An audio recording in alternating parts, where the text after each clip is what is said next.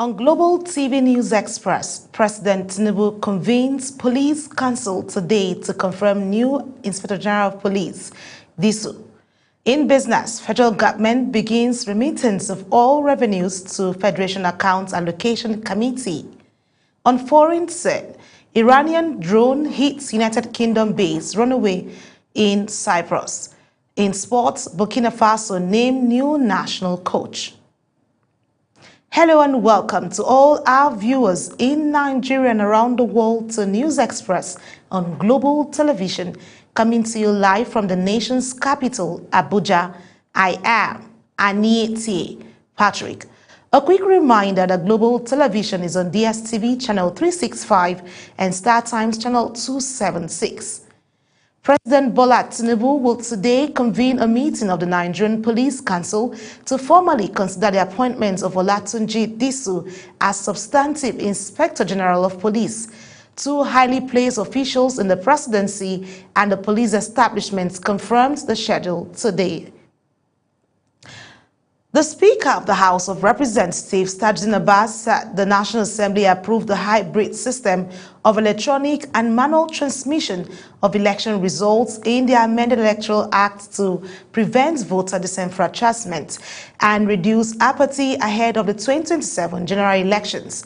Abbas explained that Nigeria's limited internet penetration and unstable power supply made it impractical to rely solely on real-time electronic transmission across the country.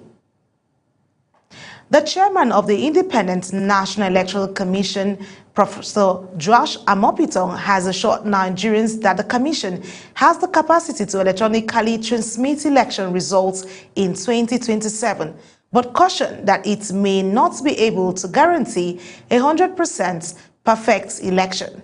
Amopitong appealed to Nigerians to manage expectations, saying the commission would strive for excellence but could not promise perfection. The INEC chairman described elections as central to democratic governance, emphasizing the importance of voter education and institutional transparency. The National Agency for the Control of AIDS has announced that Nigeria will take delivery of groundbreaking HIV prevention drug that has shown 100% effectiveness in preventing HIV infection in clinical trials. A statement by the head of public relations, NACA, Toyin Aderigbe, said the agency has secured regulatory approval from the National Agency for Food and Drug Administration and Control. The drug is an injectable treatment administered twice a year, making it a more convenient alternative to daily oral prevention drugs. The Joint Admissions and Matriculation Board, JAMB, has announced the commencement of the 2026 Direct Entry Registration. In a statement posted on its official X account, the board said the sale of application documents began on Monday, March 2nd, 2026 and will end on Saturday, April 25th, 2026. JAMB advised prospective direct entry applicants that the registration service can only be accessed at its office nationwide. The Nigerian Army has trained 60 young soldiers to strengthen efforts to protect all facilities and curb oil theft in the Niger Delta. The soldiers drawn from the 89 regular recruits intake completed the training barely 2 months after passing out from the Nigerian Army Depot. The exercise was held at the headquarters of the 3rd Battalion, Nigerian Army in Delta State. The training was monitored by the commander of 63 Brigade Nigerian Army, Morofulo Oshonabare, and the commanding officer of the battalion, Abdulaziz Haruna, alongside officials from other security agencies. Meanwhile, the Kano State Police Command has suspended the annual Tash performance usually held during Ramadan, citing security concerns. In a statement issued by the Police Public Relations Officer, CSP Abdullahi Haruna Kiawa, the command reiterated its commitment to maintaining public safety and order throughout the holy month. The command said the decision was taken in liaison with the Kano State government to prevent criminals from exploiting the event to penetrate crimes and to perpetrate crimes including thuggery, handset snatching, and drug abuse. Joint security agencies in Ekiti State are currently combing the forest, in the North Senatorial District to rid the area of bandits fleeing from neighboring Kwara and Kogi states. The special advisor to the governor on security matters, Brigadier General Ebenezer Ogundano, retired, said both conventional and unconventional security agencies were involved in the ongoing operation. Speaking to journalists, Ogundano said the operation, which began last week, had personnel from the Nigerian Army, Department of State Services, Nigerian Police Force, Defense, Amokoteco Corps, State Agro-Martial Corps, vigilante groups, and local hunters.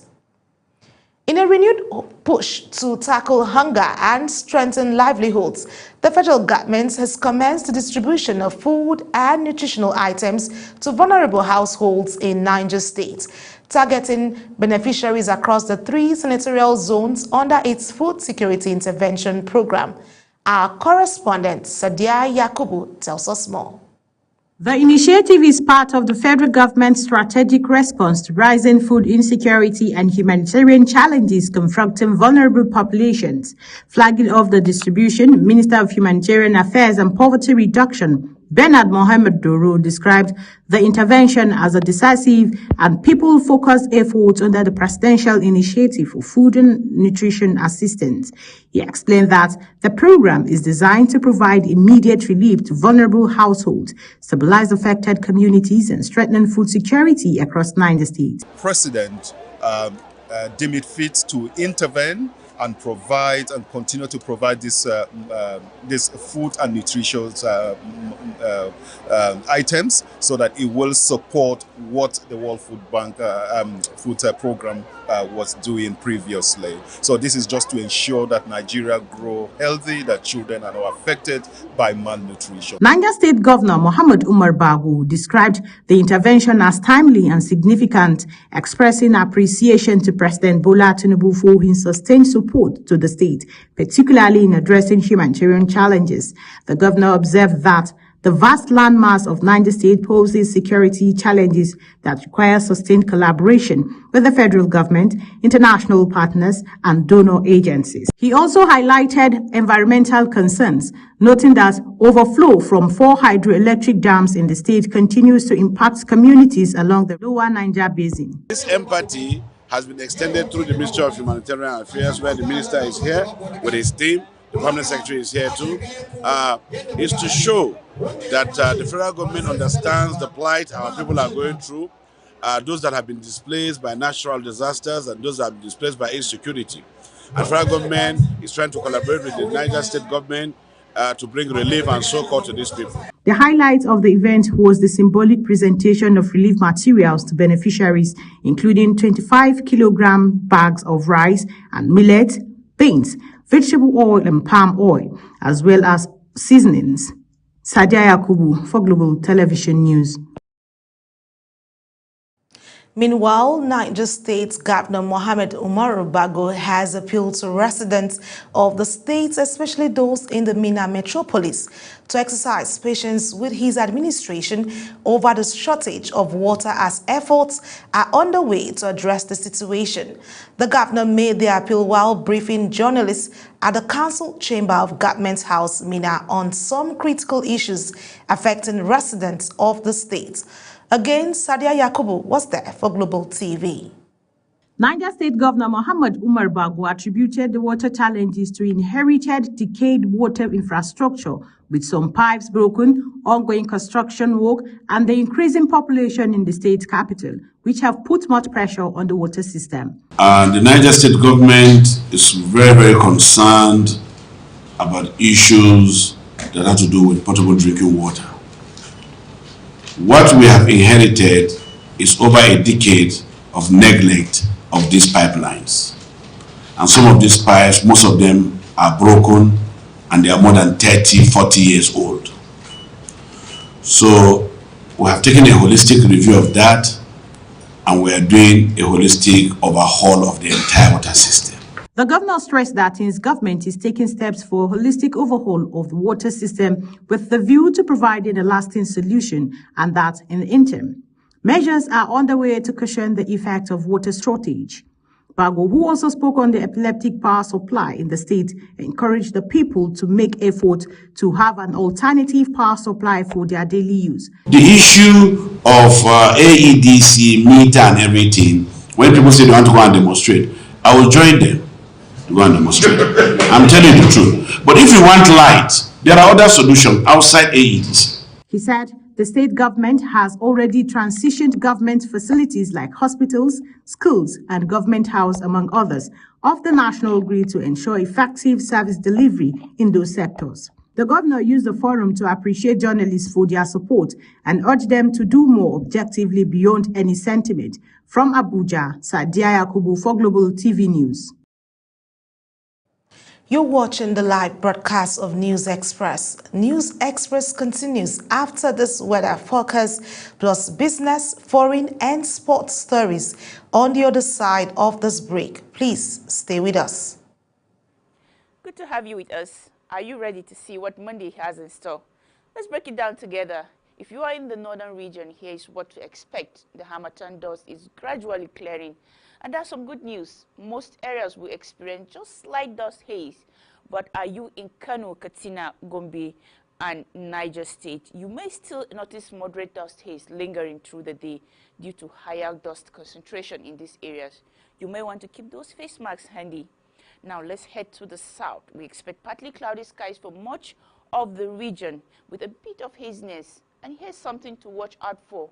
Are you in Ogun, Lagos, Delta, Bayelsa, and parts of River State? There's a chance of isolated thunderstorms later in the day. So it may be a good idea to keep an umbrella nearby just in case. And that's the forecast. Stay weather aware and have a lovely Monday.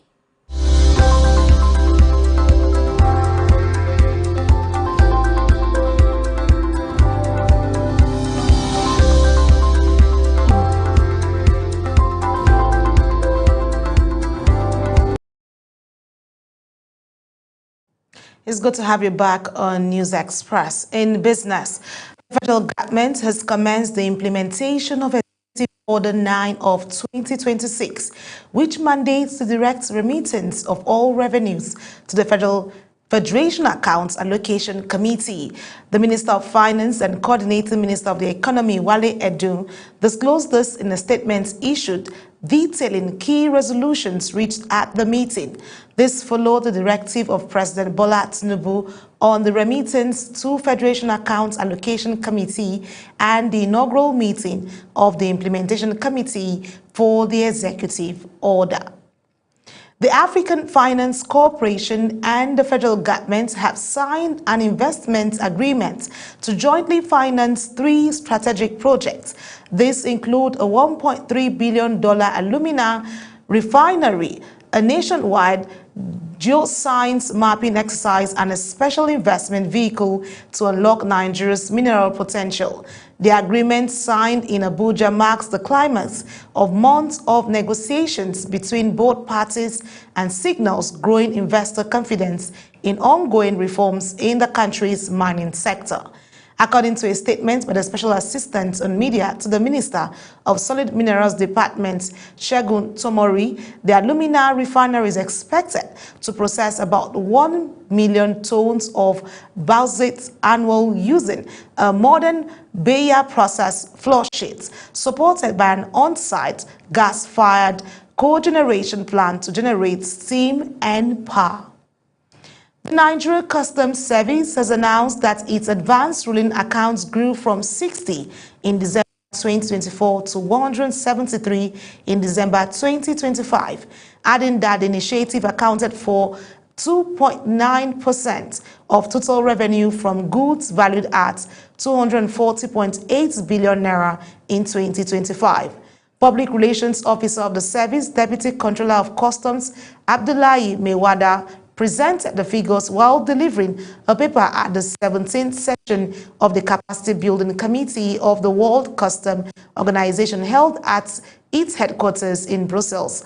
The paper centered on communicating the results of capacity building initiatives and effective Nigeria Customs Service. And on the foreign scene, an Iranian drone has hit the runway of a United Kingdom military base in Cyprus, prompting the European Union to vow solid backing for member states as the United States-Israeli conflict with Iran spread. Cyprus president said that just after midnight, an unmanned aerial vehicle crashed into the military facilities of the British base, causing minor material damage. Britain's foreign minister said the drone had hit a runway. Myanmar's military junta on Monday granted amnesty to more than 7,000 prisoners convicted of financing or sheltering a terrorist group, a designation it has used to outlaw pro-democracy factions opposing its rule.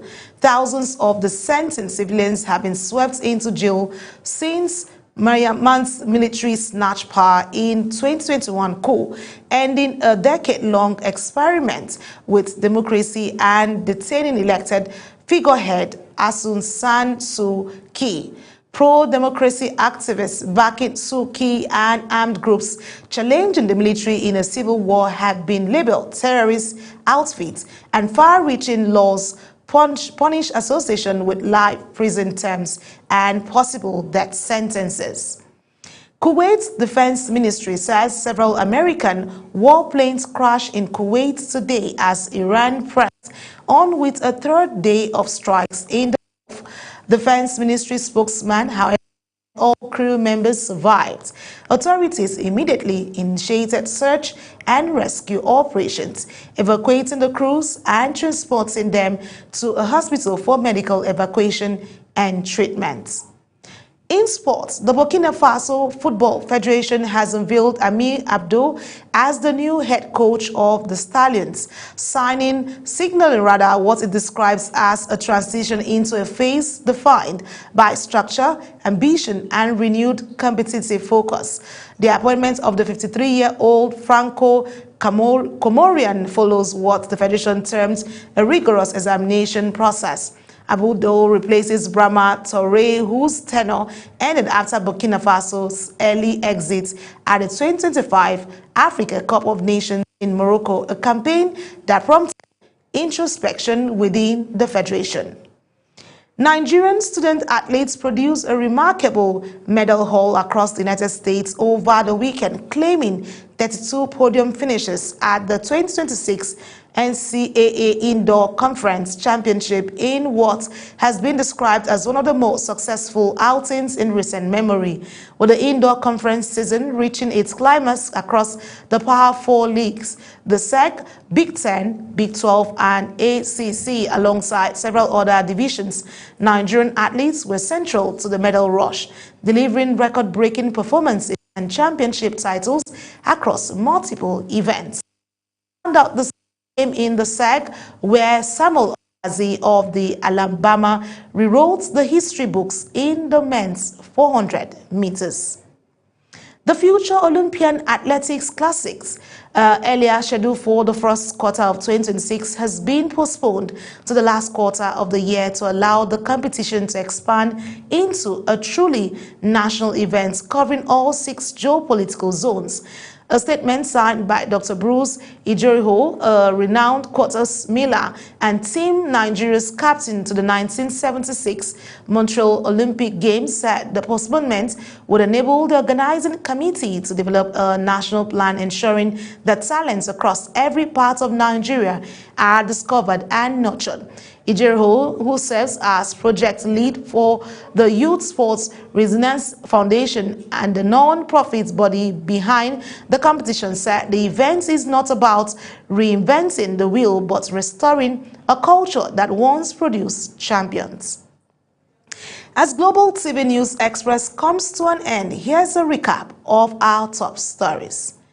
President Bola Tinubu will today convene a meeting of the Nigerian Police Council to formally consider the appointment of Olatunji Disu as Substantive Inspector General of Police. In business, the federal government has commenced the implementation of Executive Order 9 of 2026, which mandates the direct remittance of all revenues to the Federation Accounts Allocation Committee. On the foreign scene, an Iranian drone has hit the runway of United Kingdom military base in Cyprus today, prompting the European Union to vow solid backing for member states as United States-Israeli conflict with Iran spread. And in sports, the Burkina Faso Federation has unveiled Amil Abdo as the new head coach of the Stallions. He replaced Brahma Traoré, who ended after Burkina Faso's early exit at the 2025 Africa Cup of Nations in Morocco, a campaign that prompted introspection within the federation. And that's it on News Express. A quick reminder, the Global TV is on DSTV channel 365 and StarTimes channel 276. Kindly follow us across all social media platforms now showing on your screen using @Global TV NG. I am Aniti Patrick. Thank you for watching.